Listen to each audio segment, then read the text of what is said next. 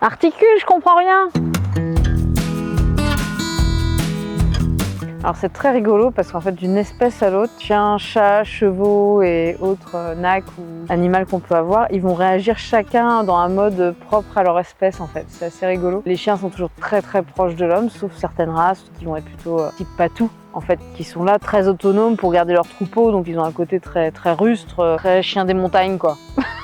Ils n'ont pas beaucoup connu la civilisation, on va dire ça comme ça. Et bien entendu, un chihuahua va pas réagir de la même façon qu'un malinois, un berger australien, etc. Donc on voit clairement les races qui se dessinent. Ouais, d'une espèce à l'autre encore plus. Les oiseaux ont vachement de recul. Les oiseaux, ils sont là, ils voient les choses de très haut en fait. Et ils sont très fins, très subtils, très à distance. Le chat va être très implanté, en général très chez lui, très sûr de lui. Le cheval, énormément dans l'émotionnel avec une sensibilité de ouf. C'est des traits un peu propres à chacun à leur espèce et à leur race aussi à l'intérieur de cette espèce. C'est assez fou. Et typiquement, les nacs style reptile, forcément, vont être beaucoup plus froids, avec beaucoup de détachement, voire pas concernés, quoi.